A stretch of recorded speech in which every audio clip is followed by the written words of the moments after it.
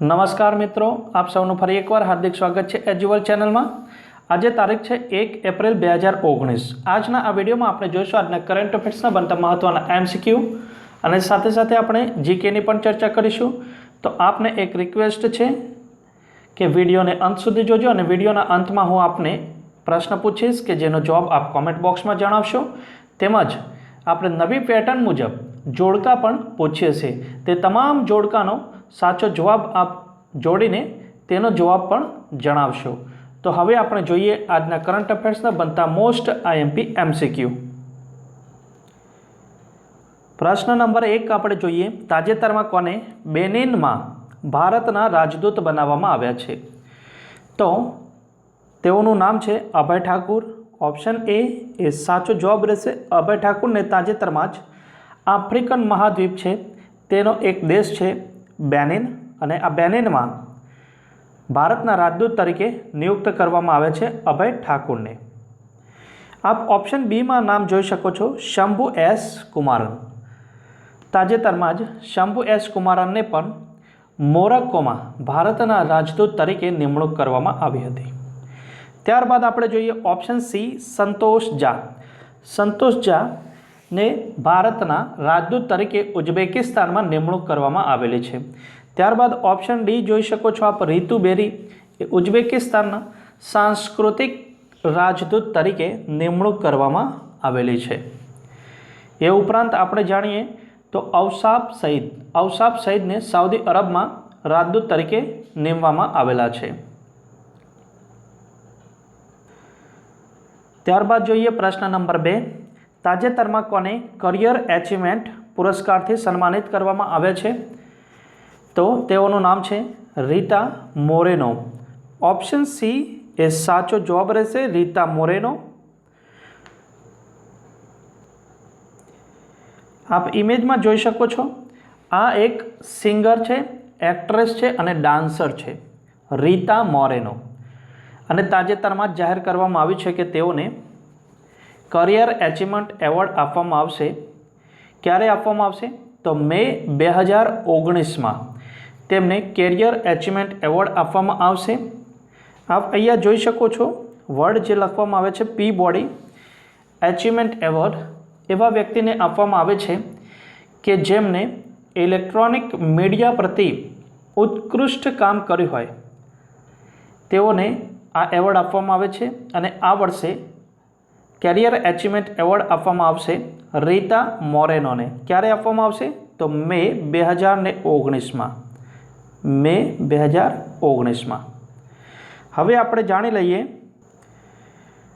અહીં આગળ જે ઓપ્શન એમાં નામ લખેલું છે અમર્ત્ય સેન। અમર્ત્ય સેનને તાજેતરમાં જ બોડેલ પુરસ્કારથી સન્માનિત કરવામાં આવ્યા છે। પ્રસિદ્ધ અર્થશાસ્ત્રી છે, તેઓને નોબેલ પ્રાઇઝ પણ મળી ચૂકેલું છે 1998માં। ત્યારબાદ આપણે જોઈએ માર્સેલો ગ્લિસર, વારંવાર રિપીટ કરી રહ્યા છે આપને યાદ માટે, ટેમ્પલ્ટન પુરસ્કારથી સન્માનિત કરવામાં આવ્યા છે તેઓને, અને તેઓ બ્રાઝિલના છે, માર્સેલો ગ્લિસર। અહીં આપ ઓપ્શન ડી જોઈ શકો છો, ડૉક્ટર રાજેન્દ્ર જોશી। ડૉક્ટર રાજેન્દ્ર જોશીને તાજેતરમાં જ પ્રવાસી ભારતીય સન્માનથી સન્માનિત કરવામાં આવ્યા છે, અને તેઓ સ્વિટ્ઝરલેન્ડમાં રહે છે અને એક પ્રસિદ્ધ વૈજ્ઞાનિક છે।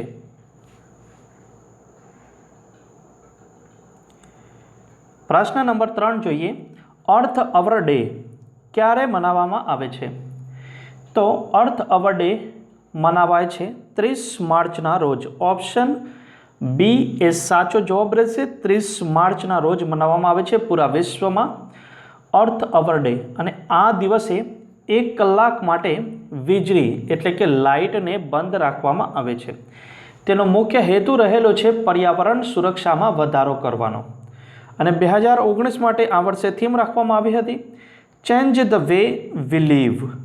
Change the way we live એ 2019 માટે અર્થ અવર ડેની થીમ હતી।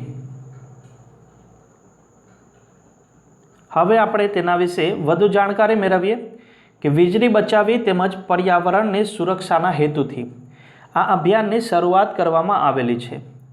કયું અભિયાન? અર્થ અવર વર્લ્ડ વાઇડ ફંડ। કે જે અંતર્ગત પૂરા વિશ્વમાં 1 કલાક માટે લાઇટ બંધ રાખવામાં આવે છે રાતના 8:30 વાગ્યાથી લઈને 9:30 વાગ્યા સુધી. કઈ તારીખે? 30 માર્ચના રોજ. શરૂઆત ક્યારથી કરવામાં આવી હતી અર્થ અવર ડેની? તો વર્ષ 2007થી તેની શરૂઆત કરવામાં આવેલી છે. ક્યારથી? વર્ષ 2007થી. અચ્છા, કયા દેશ દ્વારા શરૂઆત કરવામાં આવેલી? તો ઓસ્ટ્રેલિયા દ્વારા. અને ઓસ્ટ્રેલિયાના સિડની શહેરથી અર્થ અવર ડેની શરૂઆત કરવામાં આવેલી છે.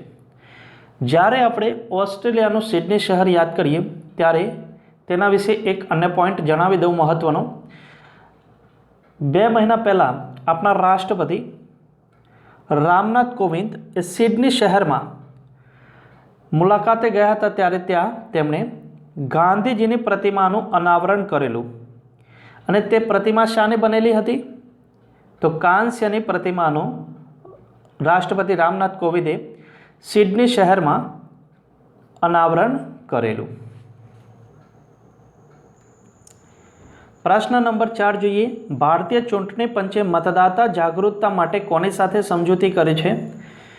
તો ભારતીય ચૂંટણી પંચે મતદાતા જાગૃતતા માટે સમજૂતી કરી છે ભારતીય રેલવે સાથે. ઓપ્શન બી એ સાચો જવાબ રહેશે, ભારતીય રેલવે સાથે.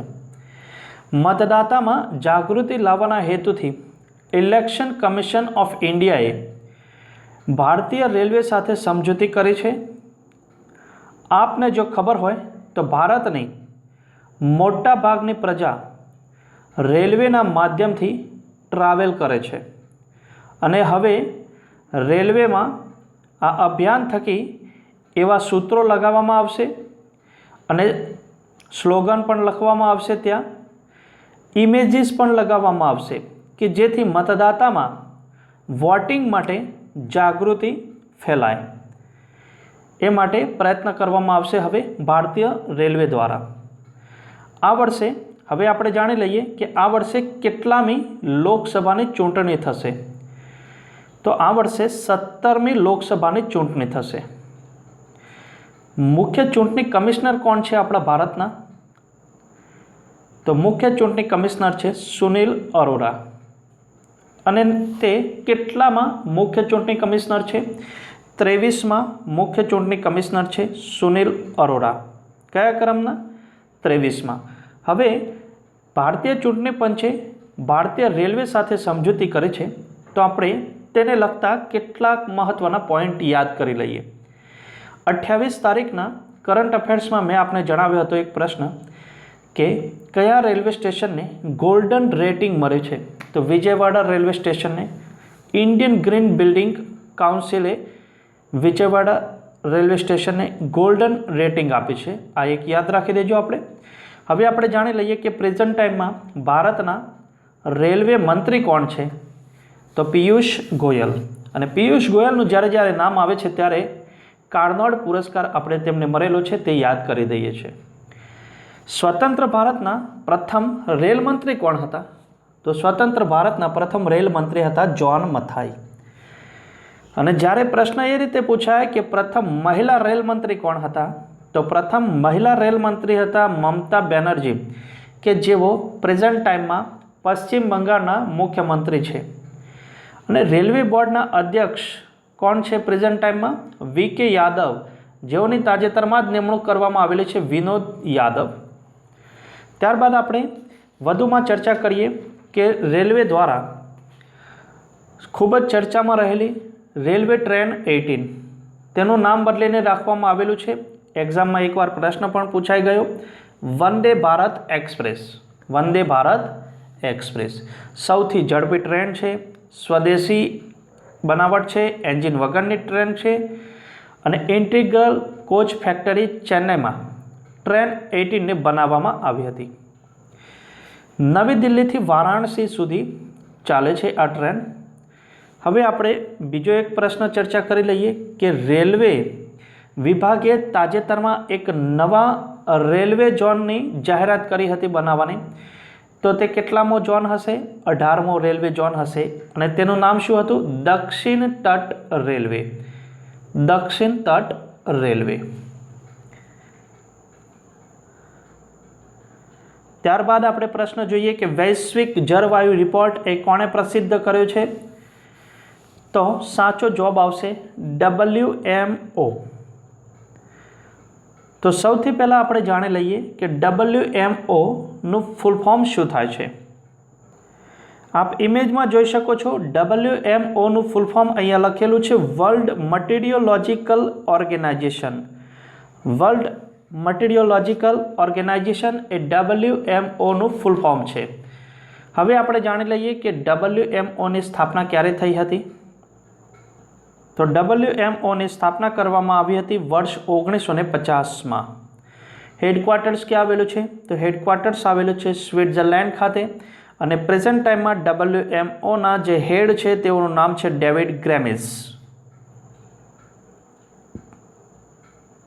પ્રશ્ન નંબર 6 જોઈએ. નીચેનામાંથી કઈ ટીમે સુલતાન અજલન શાહ કપ 2019 વિજેતા રહી છે? તો તે ટીમનું નામ છે દક્ષિણ કોરિયા. ઓપ્શન બી એ સાચો જવાબ રહેશે, દક્ષિણ કોરિયા. દક્ષિણ કોરિયાએ ફાઇનલમાં ભારતને હરાવીને 2019 માટેના સુલતાન અજલન શાહ કપ વિજેતા ટીમ બની ગઈ છે. હવે આપણે જાણી લઈએ કે આ જે સુલતાન અજલન શાહ કપ એ મલેશિયામાં દર વર્ષે આયોજિત કરવામાં આવનાર છે અને પુરુષ હોકી ટુર્નામેન્ટ હોય છે. આ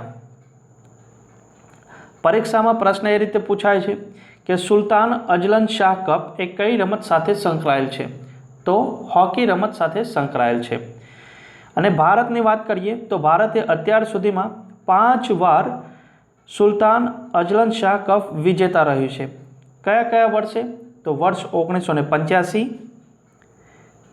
91માં વિજેતા રહ્યું છે, ત્યારબાદ 1995માં, 2009 અને 2010માં.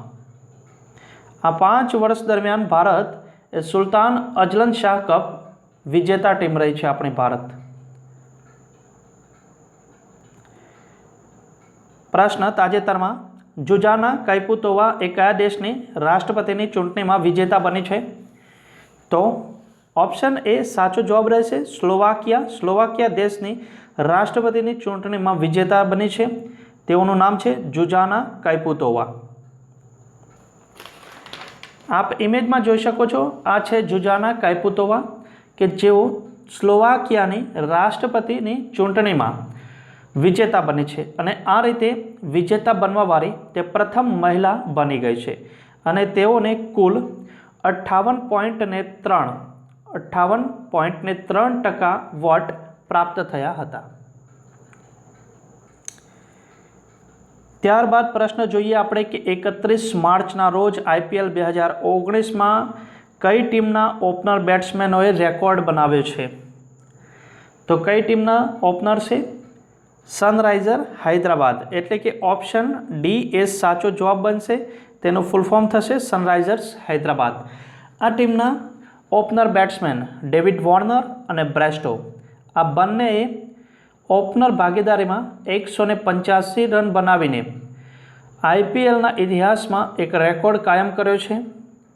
અને આ પહેલાં જો વાત કરવામાં આવે, આપ ઇમેજમાં જોઈ શકો છો આ છે બંને બેટ્સમેન ઓપનર સનરાઇઝર હૈદરાબાદના અને તેઓએ IPL 2019માં એક રેકોર્ડ બનાવ્યો છે 185 રનની ભાગીદારી નોંધાવીને. તેમના પહેલાં કોનો રેકોર્ડ હતો તે વાત કરીએ તો કોલકાતા નાઇટ રાઇડર્સના ઓપનર ગૌતમ ગંભીર અને ક્રિસ લિન એ 184 રનની ભાગીદારી કરી હતી. કોના વિરુદ્ધમાં? ગુજરાત લાયન્સના વિરુદ્ધમાં. અને આ જે ડેવિડ વોર્નર અને બ્રેસ્ટોએ જે રન બનાવ્યા છે, રેકોર્ડ બનાવ્યો છે તે રોયલ ચેલેન્જર બેંગ્લોરની ટીમ સામે. ત્યારબાદ જોઈએ પ્રશ્ન નંબર 9. કયા દેશને 2020માં પેરિસ પુસ્તક મેળામાં અતિથિ દેશના રૂપમાં જાહેર કરવામાં આવ્યા છે? તે કયો દેશ છે? તો તે દેશનું નામ છે ભારત. ઓપ્શન એ સાચો જવાબ રહેશે. 2020માં પેરિસ પુસ્તક મેળામાં આપણા દેશ ભારતને અતિથિ દેશ તરીકે એટલે કે ગેસ્ટ ઓફ ઓનર તરીકે જાહેર કરવામાં આવ્યા છે. હવે આપણે વાત કરી લઈએ કે 2022માં ભારતમાં જે વર્લ્ડ બુક ફેર એટલે કે વિશ્વ પુસ્તક મેળો યોજાવાનો છે તેમાં અતિથિ દેશ કોણ હશે? તો તેમાં અતિથિ દેશ તરીકે રાખવામાં આવે છે પેરિસને. અને પેરિસમાં જે પુસ્તક મેળો યોજાવાનો છે 2020માં તેમાં ભારતને ગેસ્ટ ઓફ ઓનર તરીકે રાખવામાં આવે છે. અને આપણા ત્યાં યોજાવાનો છે 2022માં વર્લ્ડ બુક ફેર, તેમાં આપણે અતિથિ દેશ તરીકે રાખ્યો છે પેરિસને. હવે આપણે જાણી લઈએ કે 2019માં વર્લ્ડ બુક ફેર એ ક્યાં યોજાયો હતો? જાન્યુઆરી મહિનામાં જ યોજાયેલો છે. વર્લ્ડ બુક ફેર યોજાયો હતો ન્યૂ દિલ્હીમાં. અને ગેસ્ટ ઓફ કન્ટ્રી કઈ હતી? તો ગેસ્ટ કન્ટ્રી હતી UAE નું શહેર શારજાહ. હવે આપણે આ પેરિસ પરથી યાદ આવે છે કે 2024ની ઓલિમ્પિક ગેમ એ ક્યાં આયોજિત કરવામાં આવશે? પેરિસમાં. તો 2020થી ઓલિમ્પિક ગેમ ક્યાં યોજાશે? ટોક્યો, જાપાનમાં. અને આ પેરિસ પરથી બીજો પણ એક પોઈન્ટ યાદ આવી જાય છે કે યુનેસ્કોનું વડું મથક ક્યાં આવેલું છે? તો એ પણ પેરિસમાં આવેલું છે. અને પેરિસ એ ફ્રાન્સનું કેપિટલ છે. પેરિસ એ ફ્રાન્સનું કેપિટલ છે. અને કરન્સીની જો આપણે વાત કરીએ તો કરન્સી છે યુરો પેરિસની. અને પ્રેસિડેન્ટ છે ઇમેન્યુઅલ મેક્રોન. વિડીયો જો પસંદ આવ્યો હોય તો લાઇક જરૂર કરજો અને કોમેન્ટ બોક્સમાં પણ જણાવશો કે જેથી પ્રોત્સાહન મળતું રહે. આપના માટેનો 10 કે 15 મિનિટનો વિડીયો બનાવતા ઘણો સમય લાગી જાય છે. અને આપને ફરજ તો એટલી બની જાય છે કે કમસે કમ વિડીયોને આપણે લાઇક તો કરીએ અને કોમેન્ટ બોક્સમાં જણાવીએ કે જેથી પ્રોત્સાહન મળતું રહે અને આપના માટે આવા જ અન્ય વિડીયો પણ બનાવતો રહું. તો હવે આપણે જોઈએ લાસ્ટ વિડીયોનો ક્વેશ્ચન્સ. નીચેનામાંથી કયા રાજ્યમાં વિશ્વનું સૌથી ઊંચું મતદાન કેન્દ્ર આવેલું છે? તો સાચો જવાબ બનશે ઓપ્શન ડી, હિમાચલ પ્રદેશ. ત્યારબાદ બીજો પ્રશ્ન પૂછવામાં આવ્યો હતો, તે તમામ જોડકા અહીં સાચા જોડેલા છે. આપ ઇમેજમાં જોઈ શકો છો અને આપ જો સ્ક્રીનશોટ લેવા માંગતા હો તો પણ લઈ શકો છો.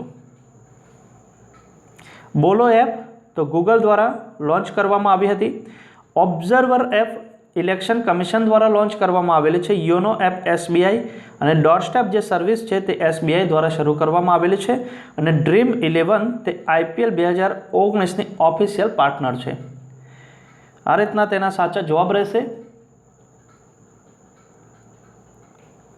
અને હવે આપણે જોઈએ આજના વિડીયો માટેનો ક્વેશ્ચન્સ. નીચેનામાંથી કઈ ટીમ સુલતાન અજલન શાહ કપ 2019માં વિજેતા રહી છે?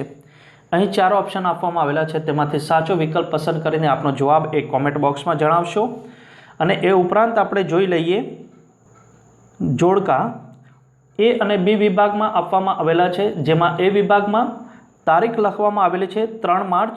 તો 3 માર્ચે વિભાગ બીમાંથી આપણે શોધવાનું રહેશે કે કયો દિવસ મનાવવામાં આવ્યો હતો. એ ઉપરાંત બીમાં જણાવવામાં આવેલું છે કે 7 માર્ચ, 15 માર્ચ, 8 માર્ચ અને 20 માર્ચ કયા કયા દિવસ મનાવવામાં આવ્યા હતા. તેના સાચા જવાબ આપ જોડીને કોમેન્ટ બોક્સમાં જરૂર જણાવજો કે જેથી પ્રોત્સાહન મળતું રહે અને આપ ઇન્ટરેસ્ટેડ છો જોડકા જોડવામાં તે પણ ખબર પડે. જય હિન્દ, જય ભારત. ફરી મળીશું નવા વિડીયો સાથે.